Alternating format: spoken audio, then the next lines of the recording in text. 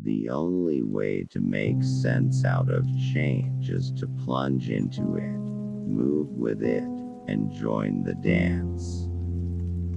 To have faith is to trust yourself to the water.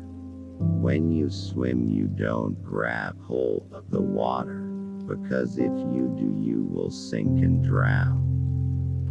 Instead, you relax and float. I have realized that the past and future are real illusions, that they exist in the present, which is what there is and all there is. We cannot be more sensitive to pleasure without being more sensitive to pain.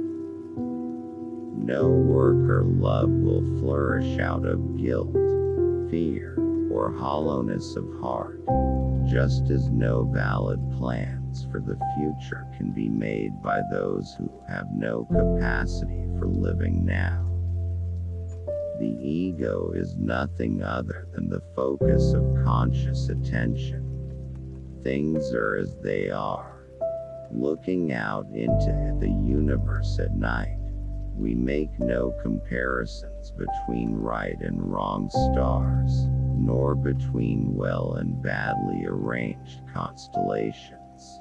No valid plans for the future can be made by those who have no capacity for living now. But the attitude of faith is to let go and become open to truth, whatever it might turn out to be. Never pretend to a love which you do not actually feel, for love is not ours to command.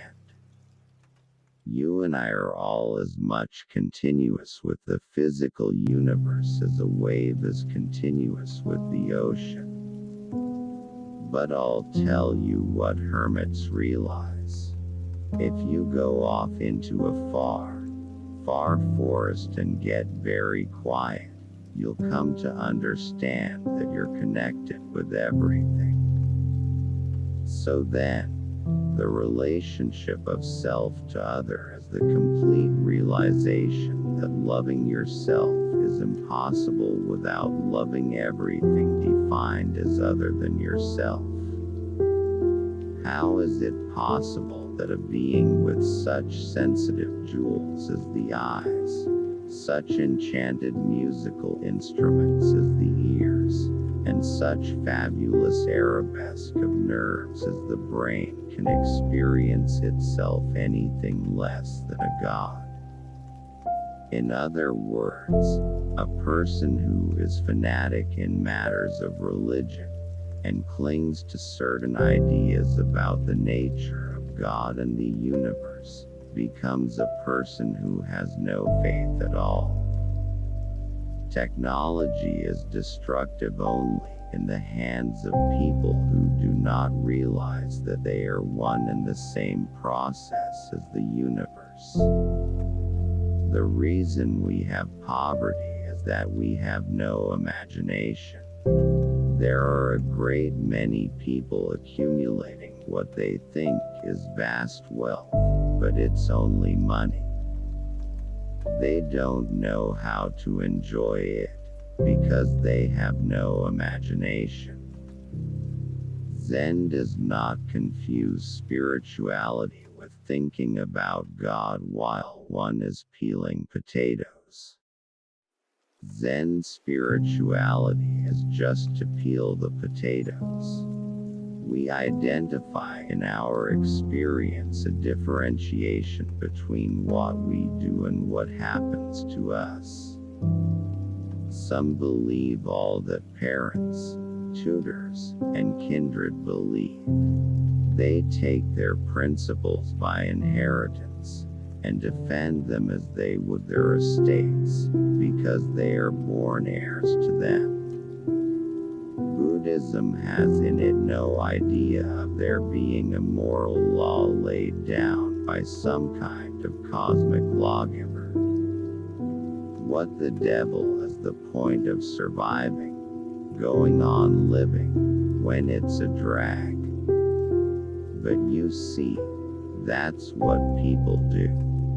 The myths underlying our culture and underlying our common sense have not taught us to feel identical with the universe, but only parts of it, only in it, only confronting it, aliens.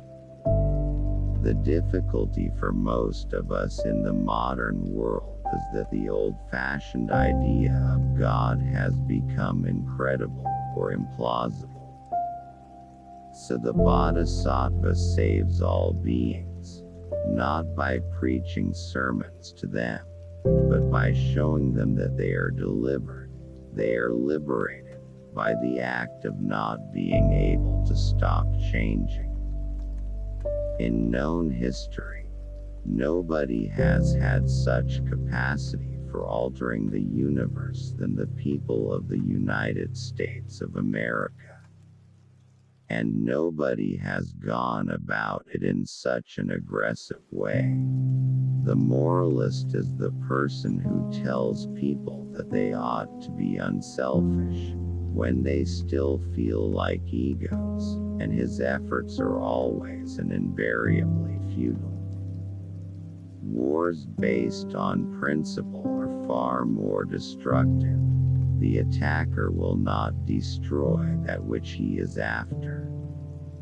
The style of God venerated in the church, mosque, or synagogue seems completely different from the style of the natural universe. If you study the writings of the mystics, you will always find things in them that appear to be paradoxes, as in Zen, particularly. And although our bodies are bounded with skin, and we can differentiate between outside and inside, they cannot exist except in a certain kind of natural environment. The religious idea of God cannot do full duty for the metaphysical infinity. Religion is not a department of life. It is something that enters into the whole of it. And the attitude of faith is the very opposite of clinging to belief, of holding on. Thanks for watching. Please subscribe.